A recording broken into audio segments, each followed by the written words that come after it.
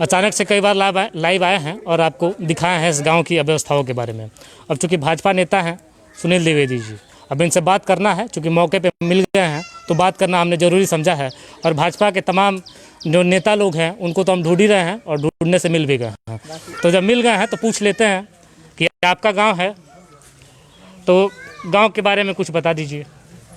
देखिए, ये मेरा गांव है और मैं जब से देख रहा हूं कि शासन जो है इतना पैसा दे रही है सरकार के समग्र विकास के लिए, चाहे वो नाली के विकास हों, चाहे रोड के विकास हों, चाहे कोरोना काल में सैनिटाइजर्स करने हों, मास्क वितरण करने हों, या जो है आरसीसी रोड बनाने हों, चाहे मनरेगा से संबंधित कोई काम हो जिसको रोज़गार उपलब्ध कराना है।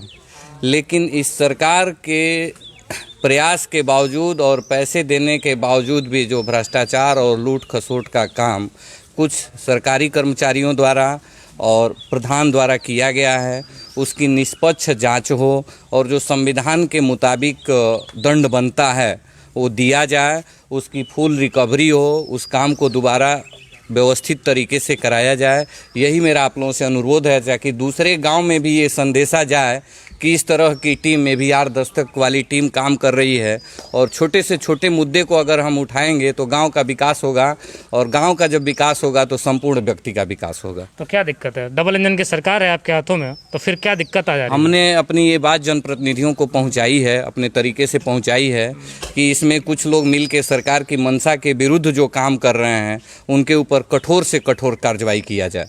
अच्छा, एक दायित्व तो है आपके कंधे पे, मंडल अध्यक्ष हैं शायद आप, उपाध्यक्ष हैं, तो अपने स्तर से इस गांव की मैंने देखा है तस्वीर को, बदहाली नज़र आई है। तो आपको लगता है कि नहीं आपका जो गांव है, आपका ये भारत का जो नींव कहा जाता है इसको कमज़ोर है?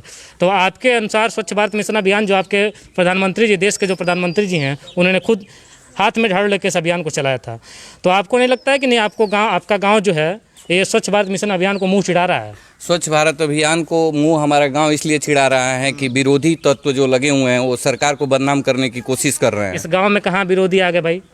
जो प्रधान हैं, जो पहले भी प्रधान का काम देखे हैं और इस समय भी हैं, उनका काम सरकार के विरुद्ध काम करना है कि कहीं से कहीं न सरकार की बदनामी हो। इसीलिए हम आपके माध्यम से ये संदेश पहुंचाना चाहते हैं कि उनके पास ये संदेश जाए कि सरकार के मंशा के विरुद्ध काम न करें, नालियों की सफाई का काम उचित तरीके से कराएं, जो रोड डैमेज हुए हैं, तोड़े हुए हैं, 2 नंबर के काम किए हुए हैं उनको ठीक करें, जो शौचालय के भी जो काम गड़बड़ हुए हैं उसको भी ठीक कराएं, पंचायत भवन का काम हुआ है उसकी भी क्वालिटी के साथ जो कॉम्प्रोमाइज़ हुआ है उसकी भी क्वालिटी के साथ काम हो, यही हमारा निवेदन है। अच्छा, सत्ता में आप हैं तो आपकी आवाज़ तो काफ़ी तेज़ी से सुनी जानी चाहिए, तो आपको क्यों लगता है कि आपकी आवाज़ वहाँ तक पहुँच नहीं पा रही है जिम्मेदारों तक? देखिए, अब हम भी ज़्यादा दिन से हैं नहीं, कोरोना काल से ही हैं घर पे, और कोरोना काल से जब से हमने देखा कि हमारे गांव के कुछ बुजुर्ग लोग, जैसे अभी आप किसी का इंटरव्यू भी लिए, रामायण दुबे जो एक्स आर्मी मैन हैं, भूतपूर्व प्रधान सिरनाथ यादव हैं, या भूतपूर्व प्रधान अमरनाथ जी हैं, ये लोग काफ़ी दिनों से इसकी इंक्वायरी वगैरह करा रहे थे। जब भी मेरे नोटिस में आया तो हमने इसको टेकअप किया है और टेकअप करके आगे बढ़ाने की कोशिश कर रहे हैं कि ये मामला जल्द से जल्द सुधर जाए। अच्छा, आपके पार्टी का एक नारा है कि मेरा बूथ सब बोला है कि हमारे प्रधानमंत्री जी झाड़ू लगाते हैं, वैसे ही हमारे गांव के जो श्रेष्ठ लोग हैं वो खुद ही झाड़ू लगाते हैं, खुद ही साफ सफाई करते हैं। लेकिन जो नालियों की बात है, जैसे अभी एक चीज़ उतरा था कि कुछ दिन पहले एक वीरेंद्र जी नाम के यहाँ पे सफाई कर्मचारी थे, बहुत अच्छा काम कर रहे थे, गांव के लोग बहुत खुशहाल थे उस पॉइंट को लेके, लेकिन जानबूझ के उनको यहाँ से ट्रांसफ़र कर दिया गया कि इस गाँव में बदहाली फैले और इस गाँव की बदनामी हो। तो एक साजिश के तरह सरकार को बदनाम करने का जो काम किया जा रहा है, ये जो है मेरा उस विरोधी लोगों से विनम्र निवेदन है कि सरकार को बदनाम करने का काम न करें, अच्छे तरीके से काम करें और अपने कामों में सुधार करें। अच्छा, स्वास्थ्य सुविधाओं पे बात कर लेते हैं आपसे। क्या लगता है कितना मजबूत है स्वास्थ्य सुविधा आपके फाइनल विधानसभा का? देखिए, स्वास्थ्य सुविधाओं की बात है, जहाँ तक कोविड अस्पताल घोषित किया है आर्यन हॉस्पिटल फाजिल नगर को, और उसको ऑक्सीजन अवेलेबल कराए जा रहे हैं, और सरकारी हॉस्पिटल में भी जो है उस तरह की सुविधाएं बढ़ाई गई हैं जब से कोरोना ने ज़्यादा तेज़ रफ्तार पकड़ी है।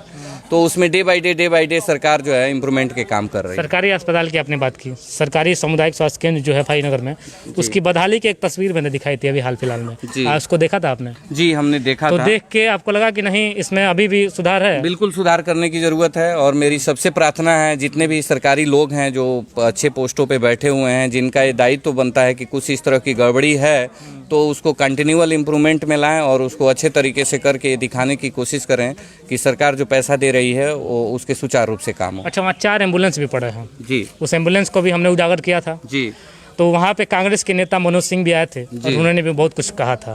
तो उसको लेके आप भी कुछ कह दीजिए, उस एम्बुलेंस को आखिर वो क्यों पड़ा है, उसकी जिम्मेदारी किसकी है? और सांसद महोदय आए थे तो मैंने इसी चैनल पे इंटरव्यू किया था उनका, और उन्होंने कहा था कि 10 दिनों के अंदर या कुछ दिनों के अंदर जो है बेड मुहैया करा दिया जाएगा 10, और ऑक्सीजन का बढ़ा दिया जाएगा। आप आर्यन की बात किए हैं तो आर्यन को प्राइवेट जितने भी हॉस्पिटल हैं, एक मध्यवर्गीय परिवार चला जाए, एक आम जन चला जाए वहाँ पे तो उसका कमर टूट जाएगा, इतना बिल है उसका।